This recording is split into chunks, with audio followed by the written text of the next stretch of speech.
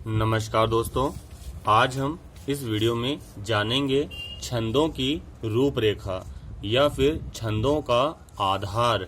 दोस्तों, जिस प्रकार हमारा मानव शरीर हड्डियों के ढांचे पर खड़ा होता है, इसी प्रकार कोई सा भी छंद हो वो भी एक प्रकार के ढांचे पर ही निर्मित होता है।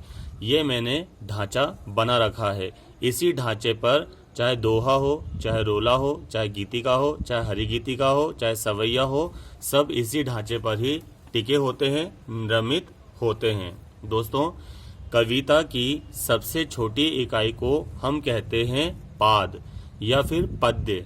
कविता की सबसे छोटी इकाई को हम कहते हैं पद्य। पद्य में 4 चरण होते हैं। हर पद्य में कितने चरण होते हैं दोस्तों? 4 चरण होते हैं। प्रथम चरण, द्वितीय चरण, तृतीय चरण व चतुर्थ चरण। समझे आप? तो देखिए, प्रथम चरण व तृतीय चरण को हम विषम चरण कहते हैं। प्रथम और तृतीय को हम क्या कहते हैं? विषम चरण।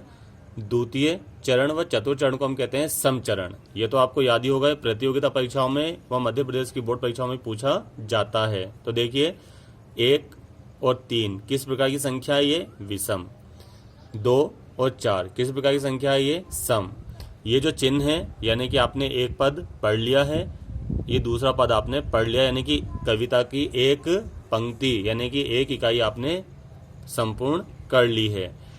फिर देखिए दोस्तों, ये आपको एक चिन्ह दिख रहा होगा, ये अल्पविराम का चिन्ह। ये अल्पविराम का चिन्ह नहीं है।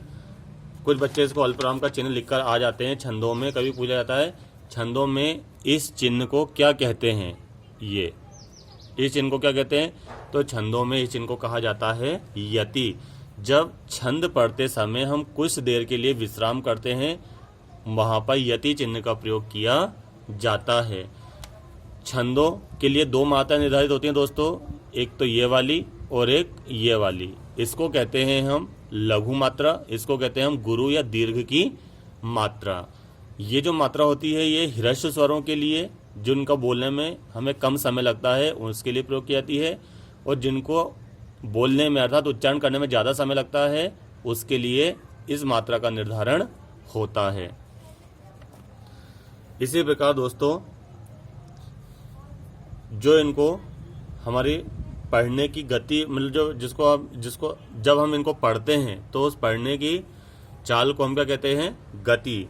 और जो उतार चढ़ाव होता है पढ़ते समय, उसे हम क्या कहते हैं? लय कहते हैं। एक उदाहरण के अनुसार हम इसको समझते हैं। ये दोहा छंद का उदाहरण है, तो हम देखते हैं। छिमा बड़ेन को चाहिए, छोटन को उत्पात, का रहीम हरि को घट्यो, भृगुमारी लात रहीमन, भृगुमारी लात। अब देखिए दोस्तों, इसको जो मैंने पढ़ा है और थोड़ी देर के लिए जब मैं रुका हूं यहाँ पर, तो इसे क्या कहेंगे? यति। कैसे रुका था मैं? आपने ध्यान दिया होगा पहले। छिमा बड़ेन को चाहिए, छोटन को उत्पात, का रहीम हरि को घट्यो, भृगुमारी लात। तो देखिए, जहां पर मैं रुका था, ये क्या है? अल्पविराम नहीं है, ये यति है। और दोस्तों, जो मैंने इसको पढ़ा एक राग में, ये क्या है? गति है। और देखिए, मैंने ह्रस्व स्वरों में कम समय लिया है और दीर्घ स्वरों में ज्यादा समय लिया है। जैसे कि भृगुमारी लात, तो देखिए ला पे ज्यादा राग खींचा है और ता पे कम खींचा है। तो ये क्या है? उतार चढ़ाव होता है। क्या होता है? ये उतार चढ़ाव होता है। तो इसे हम क्या कहते हैं? लय। और देखिए, अंत में क्या है? पात आया है। क्या है? पात। और नीचे क्या आया है? लात। ऊपर पात, नीचे लात। तो ऐसे शब्द को हम क्या कहते हैं दोस्तों? तुकांत शब्द कहते हैं। क्या कहते हैं हम?